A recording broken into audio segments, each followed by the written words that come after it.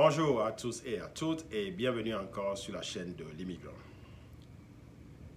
Nous allons parler de l'anglais, quelle est son importance et qu'est-ce qu'il faut faire pour pouvoir s'en sortir avec ou sans l'anglais. Pour beaucoup de gens qui ont déjà fait l'expérience dans les pays anglophones, aux États-Unis, en Angleterre et ailleurs, la question se pose et se pose fondamentalement. Est-ce que l'on peut évoluer sans une maîtrise de l'anglais? Et si oui, dans quel domaine? Sinon, que faut-il faire? Suivez cette vidéo jusqu'à la fin et partagez ceci avec beaucoup de gens qui peuvent se retrouver ou bien qui sont déjà dans le cas dont je suis en train de parler ici. Pour beaucoup de gens qui ont déjà fait l'expérience, l'anglais a peut-être été une barrière sur leur chemin. Et qu'est-ce qu'il faut faire dans ce cas?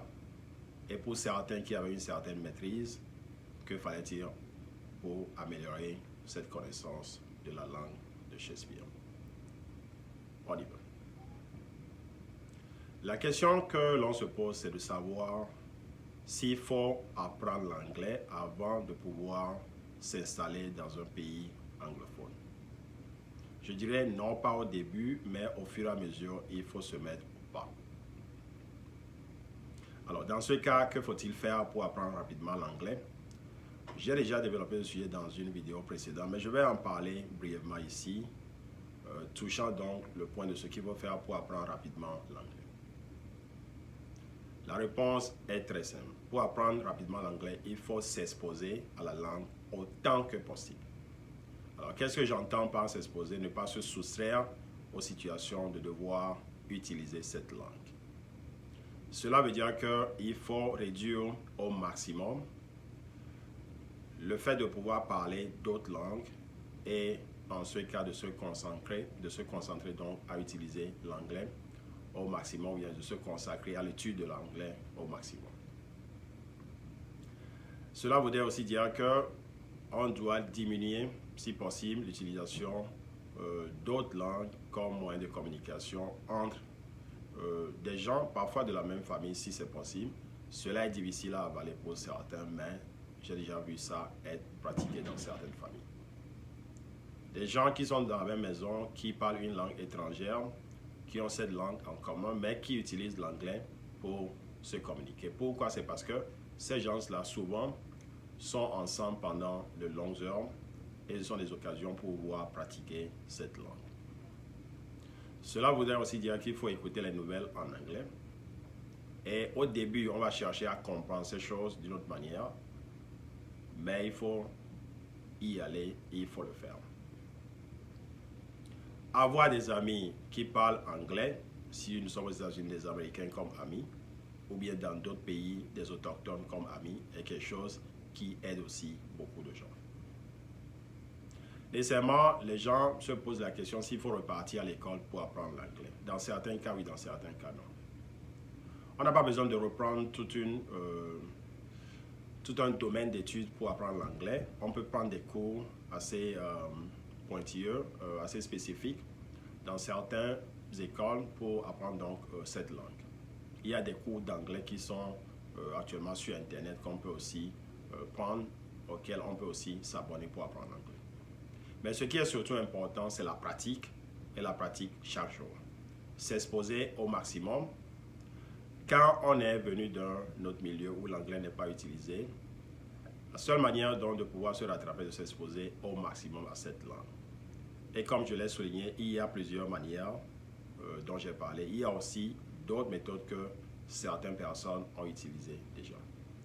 Alors, comprenez que s'exposer est la seule manière de pouvoir apprendre une langue et l'anglais ne fait pas exception à cette règle. Il y a aussi quelque chose qui bloque beaucoup de gens, c'est la peur de faire des erreurs. Et cela, c'est remarquable au niveau des gens qui ont un niveau d'études avancé et qui veulent, dans certains cas, chercher une certaine perfection. Alors, on va faire des erreurs on va en faire, parce que là, ce n'est pas une langue maternelle. Et même un enfant qui apprend une langue fait souvent des erreurs, et cet enfant n'a pas peur, n'a pas honte de ses erreurs, et c'est comme ça qu'un enfant apprend. Donc, c'est la même chose. Cette peur ou bien cette honte vient avec l'âge, et quand on est un peu plus âgé, parfois on n'a plus honte de certaines choses, mais c'est quelque chose qu'il faut laisser de côté s'il faut apprendre ou bien si on doit arriver à apprendre l'anglais avec un peu plus de facilité et avoir une certaine maîtrise de cette langue-là. Maintenant, l'autre question que je me posais, c'est est-ce qu'on peut évoluer sans l'anglais? Bien sûr, ça dépend du domaine dans lequel vous êtes.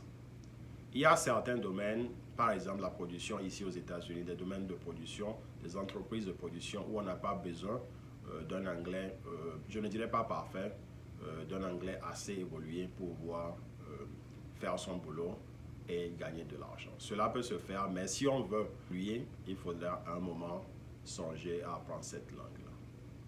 Pour certains qui se disent qu'ils ne peuvent jamais maîtriser l'anglais, ce que je dirais, c'est qu'il faut dans ce cas avoir une stratégie pour pouvoir s'en sortir. De quoi s'agit-il alors? Ici aux États-Unis et dans les pays dits développés, vous allez voir qu'il y a beaucoup de documents qu'il faut parfois signer, qu'il faut parfois comprendre. Si vous n'avez pas une maîtrise personnelle de l'anglais, c'est toujours recommandé que vous ayez quelqu'un qui peut vous aider dans ces cas-là. Comprenez ce qui vous est dit, comprenez ce que vous lisez, comprenez ce que vous devez signer avant d'y apposer donc votre signature. Donc il faut un interprète à côté, il faut des gens qui comprennent de quoi il s'agit et qui peuvent alors vous orienter. N'allez jamais signer quelque chose qui n'est pas compris et le conseil ne sera jamais donné assez. Donc voilà un peu les conseils que j'ai à donner dans le domaine de la maîtrise de l'anglais. Et si cela n'est pas jugé nécessaire, ce qu'il faut donc faire. Merci d'avoir été à l'écoute et à bientôt alors. Partagez cette vidéo à beaucoup de gens qui peuvent être intéressés à ceci et aussi à d'autres qui peut-être veulent s'aventurer dans un pays comme les États-Unis et qui ont besoin de ce conseil. Merci et à bientôt. Bye bye.